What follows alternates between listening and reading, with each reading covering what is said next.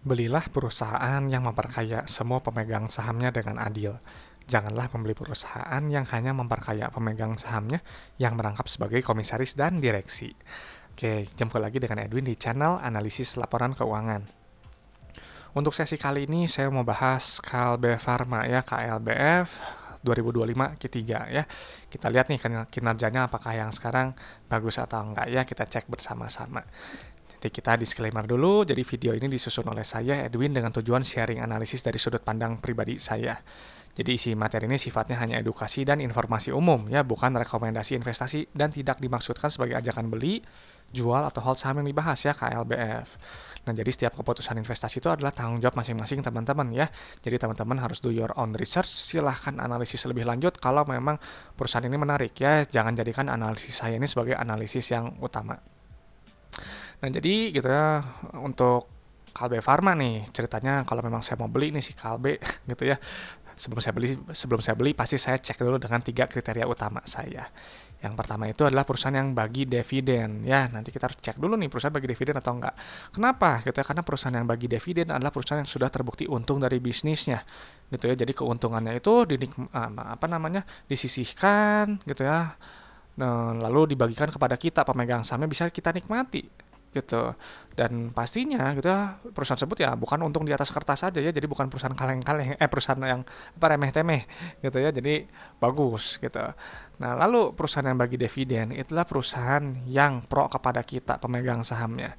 Jadi kalau perusahaan tersebut nggak bagi dividen gitu, bisa jadi perusahaan tersebut hanya memperkaya segelintir pihak gitu ya, mungkin biasanya pejabat perusahaan atau mungkin owner perusahaan yang menjabat sebagai komisaris dan direksi gitu ya. Dan ingat ya, untuk jabatan komisaris dan direksi ini gajinya udah ratusan juta rupiah gitu. Jadi kalau mereka mengelolanya nggak profesional gitu ya, asal-asalan, harga sahamnya anjlok, ya udah nggak usah pusing juga karena udah dapat gaji yang udah yang masuk kantong yang sifatnya pasti gitu tiap bulannya. Sedangkan kita itu cuma dapat ya dari dividen dan dari capital gain gitu ya. Jadi kita memang harus hati-hati dalam memilih perusahaan. Dan perusahaan yang bagi dividen itu adalah perusahaan yang punya kondisi bisnisnya yang sehat ya. Jadi kalau dia rugi terus ya, utang terlalu besar gitu, terus arus kasnya susah, perusahaan tersebut akan kecil kemungkinan bagi dividen gitu ya, karena lebih mengutamakan untuk bertahan hidup dulu gitu. Jadi kalau teman-teman tahu nih ada perusahaan yang bagi dividen gitu, punya kondisi bisnis yang sehat, pastikan teman-teman itu belinya di bawah nilai wajarnya gitu ya. Jadi jangan belinya ketika harganya di pucuk ya, harganya super premium gitu. Hindari gitu ya, karena nanti akan rawan koreksi gitu. Jadi kalau ketika dia rawan koreksi gitu ya, nanti kitanya ya capital loss gitu ya, penurunan nilai gitu ya. Sayang gitu ya, sayangi modal Anda. Jadi teman-teman sebelum berinvestasi ya gunakan akal sehat Anda gitu ya, gunakan akal sehat kita gitu ya. Jadi jangan mudah FOMO, jangan mudah percaya rekomendasi gitu ya, yang too good to be true, hati-hati gitu ya. Dan juga jangan mudah percaya kepada saya juga gitu ya. Jadi teman-teman saya selalu sampaikan gitu ya, teman-teman itu harus analisis sendiri gitu ya, harus punya alasan kuat kenapa beli saham tersebut. Nah, jadi untuk saya gitu dari 2016 sampai sekarang ya memang mengikuti konsep value investing gitu. Jadi saya beli ketika harga sahamnya ini di bawah nilai intrinsiknya ya, pakai PBV kurang dari 1, cicil beli gitu ya. Ketika PBV-nya kembali ke 1, saya jual gitu ya, atau hold lebih lama kalau memang kinerjanya bagus ya. Jadi kalau di tabel nih, misal saya belinya di 0,8 ya, profit cuma 25% ya, dan seterusnya gitu. Jadi memang yang saya lakukan ini memang lambat ya, aneh juga gitu, karena saya nggak cari yang multi bagger ya, nggak cari yang untungan ratusan persen gitu. Jadi ya meskipun demikian gitu ya, ya kita harus punya prinsip gitu ya. Prinsipnya gitu ya, harus sabar gitu ya, berorientasi jangka panjang. Nggak bisa kita mengharapkan keuntungan yang besar itu dalam jangka pendek gitu ya, dalam hitungan hari, hitungan minggu gitu, atau sebulan 3 bulan, itu agak sulit gitu ya, kecuali kalau momentumnya pas dan juga ada keberuntungan ya. Semua sama kok, pengen cepat, saya juga pengen cepat gitu. Nah, jadi memang setelah itu ya kita harus fokusnya pada value perusahaan ya. Jadi kita kalau saya nih, saya fokusnya di PBV ya, saya fokusnya di book value gitu. Saya update setiap 3 bulan sekali dari laporan yang terbaru gitu. Lalu setelah itu saya tentukan entry price-nya mau di range PBV berapa buat entry gitu. Jadi ini sifatnya relatif ya, subjektif juga. Jadi teman-teman silahkan gunakan metode valuasi yang memang nyaman gitu. Misalnya mau pakai enterprise value, mau pakai DDM gitu, pakai GARP gitu ya, silahkan gitu ya. Ada banyak metode valuasi, cari aja yang cocok gitu. Nah, kenapa saya sampaikan demikian? Karena harga saham itu nanti pada akhirnya akan mencerminkan kinerja perusahaan dalam jangka panjang ya, nggak jangka pendek. Karena kalau jangka pendek nggak ada hubungan antara harga saham dan kinerja perusahaan gitu ya. Banyak di luar sana gitu perusahaan yang buruk, yang nggak bagus gitu, harga sahamnya naik tinggi ya, digoreng naik gitu ya. Ya kalau bisa masuk keluar selamat ya bagus gitu ya, ikut senang gitu kan, dapat profit. Cuman kan agak beresiko gitu ya. Kebanyakan nanti mereka meskipun digoreng ya kembali lagi pada kinerja perusahaannya. Kalau memang buruk nanti juga akan jatuh lagi ya, kembali ke harga seharusnya gitu, mungkin 50 atau lebih rendah dari 50 gitu ya, gocap kurang gitu. Dan itu kasihan gitu ya, mungkin investor-investor yang nyangkut gitu ya, gitu harapannya pengen untung cepat, tapi ya kembali lagi ya, jadi holdnya lama ya karena nyangkut gitu. Jadi mudah-mudahan kita jangan sampai bagian yang seperti itu ya. Dan memang kalau memang kita cek gitu ya, perusahaan-perusahaan yang 50 gitu ya atau lebih rendah, ketika dicek laporan keuangan memang banyak perusahaan yang bermasalah gitu. Jadi memang kita ya harus hati-hati gitu ya dalam membeli perusahaan ya, bisa harus pilah dulu. Nah, jadi buat saya sendiri ya saya pakai analisis ya, jelas gitu ya, tapi sedikit dari fundamental gitu ya. Terutama saya pakainya laporan keuangan dan juga rasio, sama tadi pakai PBV ya. Jadi analisis ini memang nggak mencakup semua gitu. Jadi silahkan gitu ya, lengkapi analisis yang memang kurang dari saya gitu ya. Cari cari atau memang ya dilihat lagi lah gitu, dilengkapi aja yang kurangnya. Nah, buat saya memang harus paham gitu ya laporan keuangan gitu ya, karena dari neraca, laba rugi dan arus kas itu nanti mereka akan bercerita tentang kondisi perusahaannya lagi sakit atau lagi sehat gitu ya, bagus gitu ya. Dan sebenarnya untuk memahami gitu laporan keuangan itu nggak perlu yang sampai benar-benar apa ya, teori banget gitu ya, jadi harus textbook ini kayak gini, enggak gitu ya. Teman-teman cari aja gitu ya, pos-pos keuangan yang memang favorit gitu, teman-teman nanti akan menemukan gitu ya. Oh, saya lebih suka baca laporan keuangannya seperti ini, ya nggak masalah gitu ya. Kalau saya bacanya seperti ini gitu ya, cari aja yang nyaman gitu ya, supaya nggak kaku, supaya jadi nanti tadi ya, kita tuh bisa dapat ceritanya si perusahaan itu seperti apa gitu. Nah, jadi memang kalau buat saya nanti akan muncul 7 ciri perusahaan sehat gitu ya, versi saya gitu, dari laporan keuangan dari pos-pos keuangan yang ada. Apa aja? Ya ini, bisnisnya sehat ya, uang kasnya nyata, ada likuiditas, keberlangsungan operasinya baik, bisa bayar dividen rutin, nggak bergantung utang terlalu besar, bertumbuh, berekspansi jangka panjang, menjaga kepercayaan kita investornya dan juga kreditornya ya. Dan kita sebagai investor itu nanti akan diuntungkan lewat valuasi harga saham yang cenderung naik. Itu sesuai dengan kinerja dan juga stabil ketika penurunan jangka pendek. Nanti dia akan kembali lagi ya ke harga semula atau mungkin naik lebih tinggi selama kita belinya itu di harga yang nggak terlalu mahal ya. Jadi kalau terlalu tinggi ya lama kejemputnya gitu ya. Jadi perhatikan harga beli kita gitu ya. Kembali yang tadi ya, fokusnya di value dulu gitu ya, kira-kira belinya di berapa. Nah, jadi nanti ini si Kalbe gitu ya, nanti akan saya screening dengan ya ini syarat saya gitu ya. Dividennya, saldo laba, PBV kurang dari 1 ya, wajib nih valuasinya. PR dan pola arus kasnya ya, dan teman-teman ini dipindah apa sih, data keuangannya nanti dipindahkan ke Excel seperti ini ya. Dan apa namanya, teman-teman bisa dapetin tuh Excelnya gratis ya. Kalau perlu ya linknya ada di deskripsi video, passwordnya ALK Edwin. Oke ya, kita langsung cek aja ya ke bagian analisis. Soalnya nggak analisis juga ya, ini kan kita hanya ngelihat aja ya, bercerita kita tangkap ceritanya gimana nih. Oke, Kalbe Farma sebelum dipindahkan cek dulu ya 2025 Q3 satuannya. Nah, ini rupiah ya, ini masih juta. Kita udah nih, udah berarti udah benar semua. Dan untuk dari riwayat dividen gitu ya, saya cek kita memang ini perusahaan bagus ya. Sebelumnya juga pernah dibahas ya, Kalbe Farma 2025 Q2. Jadi perusahaan ini memang perusahaan yang bagus gitu, yang baik karena ya dia bagi dividen gitu. 3 tahun terakhir bisnisnya stabil gitu, terlepas yieldnya ini kecil atau besar kan kembali lagi ya relatif gitu ya. Dan buat saya sih, saya sebenarnya nggak begitu mikirin yield ya gitu. Kenapa gitu? Karena meskipun yieldnya 1% gitu ya, tapi dia bagi dividen buat saya masih bagus gitu. Dia perusahaannya yang benar-benar baik gitu, karena kan bisnisnya nyata ya, bisa kita nikmati uangnya gitu. Tapi ada yang waktu itu beri pendapat ya di kolom komentar, percuma gitu ya perusahaan yang bagi dividen tapi kalau yieldnya cuma 0,05% ya itu betul juga gitu, sebenarnya betul juga. Cuman permasalahannya gini gitu ya, kalau yieldnya terlalu kecil gitu ya, yang jadi pertanyaan itu berarti harganya itu, price itu kemahalan atau terlalu murah gitu. Makanya dia menjawabkan yieldnya kecil gitu, jelas harganya mungkin kemahalan gitu kan, karena rumusnya yield itu kan dividen, yield itu dividen dibagi dengan harga gitu. Jadi kalau yieldnya kecil ya bisa jadi harganya ini memang kemahalan gitu. Jadi ya kalau saya sih apa namanya, kembali lagi ya, sesuaikan dengan preferensi teman-teman gitu. Kalau mau yang yieldnya besar ya carilah yang yieldnya besar gitu ya. Wah, karena ya, saya tadi sampaikan untuk harga itu mah selera masing-masing gitu ya, gitu. Nah, oke ya, jadi kita langsung cek. Jadi ini udah bagus ya tadi. Nah, kita langsung langsung pindahkan nih ya kas Tarakas ya, nilainya yang paling atas di bagian aset lancar. Nah, kas Tarakas ini penting ya, harus dilihat gitu ya. Kenapa? Karena kas Tarakas ini adalah uang yang berada di dalam dompet perusahaan.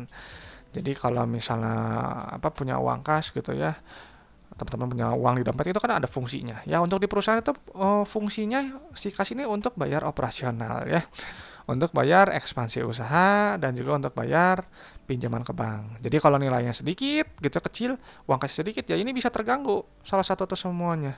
Kalau nilainya terlalu besar ya gitu ya, berarti dipertanyakan gitu, mungkin perusahaan kurang bisa memanfaatkan kelebihan kasnya dengan baik. Padahal kelebihan kas itu bisa kita nikmati oleh pemegang sahamnya. Gimana caranya? Ya dengan misalnya bagi dividen dengan nilai yang lebih besar gitu ya, atau mungkin lebih sering gitu ya, setahun 2 kali, atau bisa juga untuk bayar apa ekspansi usaha gitu ya, atau mungkin pinjaman ke bank gitu, biar pinjaman ke bank yang masih ada gitu yang berbunga supaya nanti beban bunganya jadi ringan.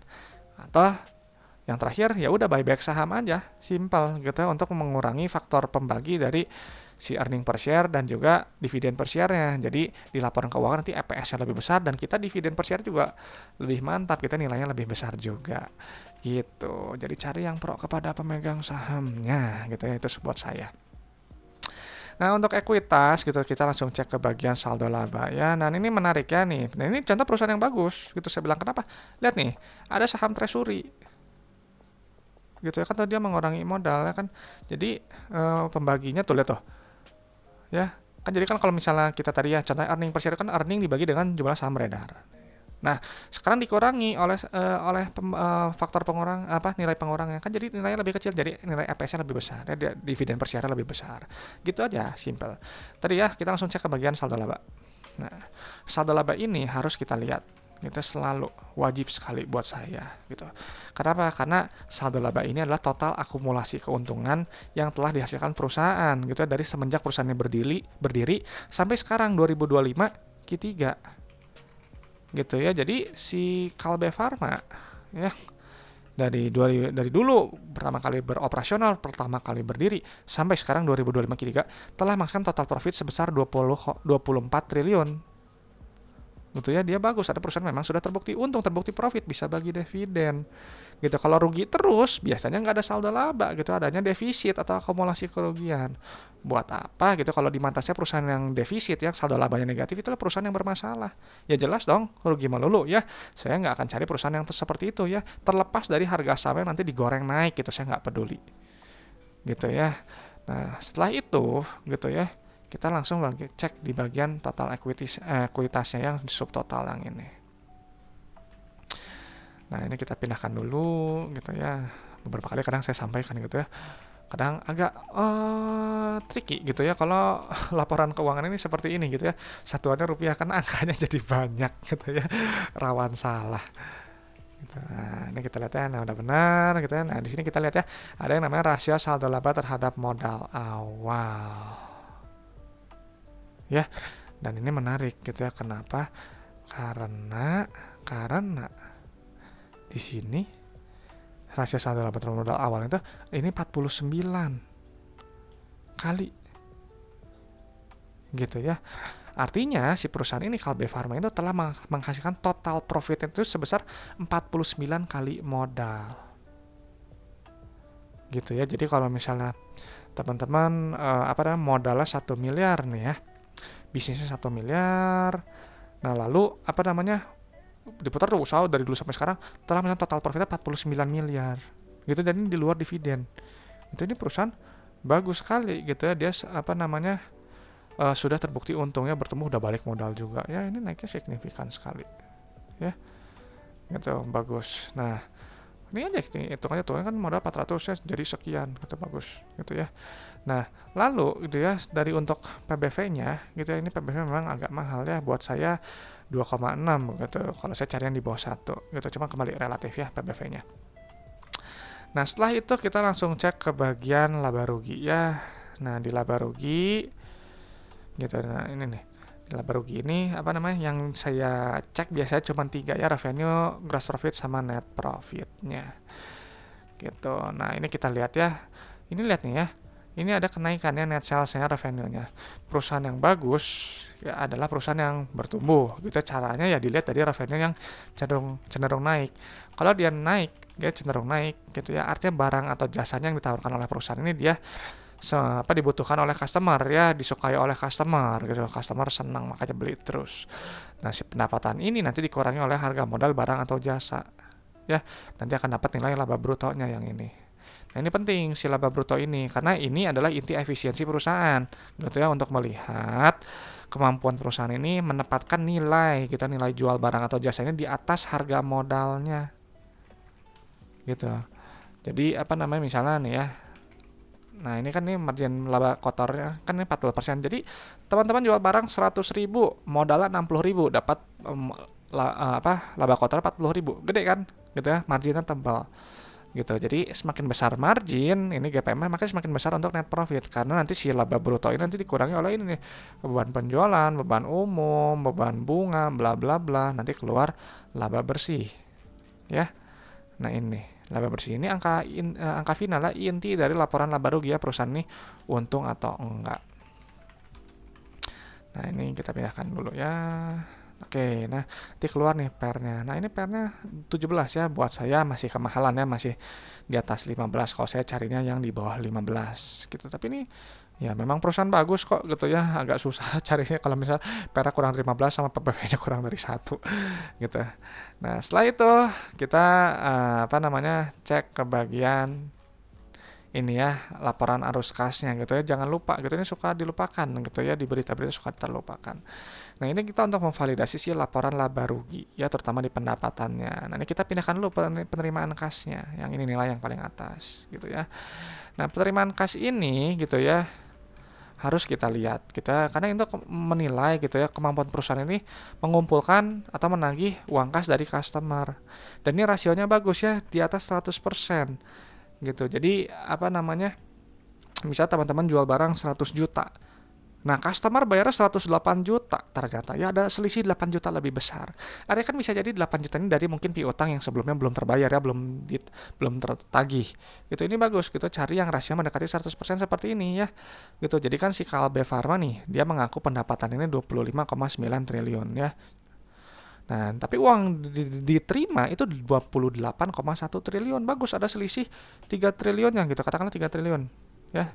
Itu ini bagus. Gitu. Kenapa? Karena kan ingat ya, uang kas ini digunakan untuk bayar operasional, bayar ekspansi usaha, dan juga bayar pinjaman ke bank. Gitu. Jadi misalnya udah terima nih 28,1 triliun bayar untuk operasional tuh. Bayar gaji, bayar supplier, bayar pajak, bayar bunga, bla bla bla, nanti keluar net CFO yang ini. Ya, nilainya harus positif gitu, karena kalau dia positif artinya perusahaan ini menghasilkan uang tunai dari bisnisnya gitu ya. Kalau misalnya negatif ya berarti perusahaan ini habis untuk operasional gitu ya, nggak akan sehat dalam jangka panjang ya. Coba aja teman-teman punya bisnis atau teman-teman yang punya bisnis, uangnya yang diterima dari pelanggan, dari customer, habis semua untuk bayar operasional. Nah, dapat apa nanti kita pemegang sahamnya gitu ya. Dan sisa uang ini digunakan untuk ekspansi usaha atau perolehan aset tetap, bla bla bla gitu ya, nilainya negatif gitu ya. Nah, ini bagus nih. Dan mungkin untuk di periode di periode yang sekarang mungkin ekspansi usahanya ini nggak seagresif periode sebelumnya ya. Ini cuma 260 miliar, sebelum ini hampir 1 triliun ya, cuman nggak masalah juga sih gitu. Nah, setelah itu ya sisa uangnya itu udah bayar ekspansi usaha nih ya, bayar untuk pinjaman ke bank. Tuh, mana bayar pinjaman ke bank tuh ya, kan ini ada buyback saham juga. Oh, ini ya buyback sahamnya gede banget nih. Naiknya lumayan ya. Terus bayar dividen kas. Tuh, kalau bayar utang ke bank dia nilai positif. Kalau bayar pinjaman ke bank dia nilai negatif. Tuh, bayar pinjaman, bayar bunga. Gitu ya, nilainya negatif. Ini bagus ya. Saya lebih suka yang nilainya negatif seperti ini. Artinya perusahaan ini dia berusaha untuk melunasi pinjamannya gitu ya, membayar pinjaman dibandingkan dengan menerima pinjaman gitu. Nah, ini kita pindahin dulu ya. Nah, ini kita lihat ya, untuk yang sekarang ini bagus ya. Gitu, ini cuman ini nilainya agak sedikit lebih besar ya, karena mungkin ini ya, karena treasury-nya nih lebih kelihatan ya, bagus. Dan jadi ada sedikit penurunan kas gitu. Tapi kalau misalnya kita hapus nih ya dividen kasnya gitu ya, ini nih ada kenaikan kas gitu. Jadi bagus juga gitu ya, ini polanya sebenarnya bagusnya bisa disesuaikan gitu ya. Jadi pola ini plus min dan dia plus gitu kalau kita mengeliminasi si pembagian dividen kasnya gitu ya. Nah, jadi apa namanya? Gimana nih pendapat saya jadi untuk Kalbe Farma? Kalbe Farma ini udah jelas perusahaan yang bagus ya. Dia 3 tahun terakhir bagi dividen, gitu terbukti untung dari bisnisnya. Dan juga sudah menghasilkan total profit 49 kali modal. Gitu ya, ini perusahaan yang sangat baik. Gitu. Dan apa namanya? Ya memang perusahaan yang bagus gitu seperti ini gitu ya, dihargainya memang mahal ya, premium ya, PBV 2,6 dan PER-nya juga 17 ya. Nah, lalu secara untuk manajemen kas ini juga sangat baik ya, polanya plus min gitu ya. Ini perusahaan yang sangat buat saya baik gitu. Memang kembali lagi tuh kalau yang sebelumnya gitu ya, ini kan dia bagusnya tuh ada kenaikan kasnya meskipun udah bayar dividen gitu. Cuman yang sekarang ya mungkin kembali mungkin ada bayar pinjaman mungkin yang masih belum ada, yang belum lunas gitu. Jadi bagus. Cuman tetap aja di mata saya si Kalbe Farma ini perusahaan yang bagus ya. Nah, kembali lagi untuk masalah harga gitu ya. Itu kembali lagi ke teman-teman nih, menarik nggak nih si Kalbe Farma dengan harga segini gitu ya. Kalau menarik boleh kasih pendapatnya di kolom komentar gitu. Dan teman-teman kalau misalnya ada pertanyaan seputar investasi saham, boleh sampaikan juga gitu ya, supaya nanti akan saya respon.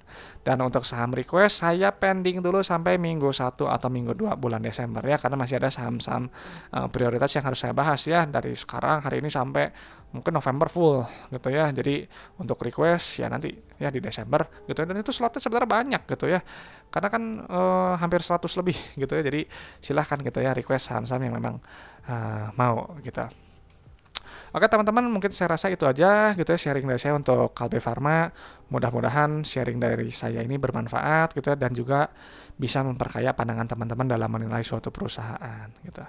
Oke teman-teman, saya Edwin dari channel Analisis Laporan Keuangan. Sampai jumpa di video-video berikutnya.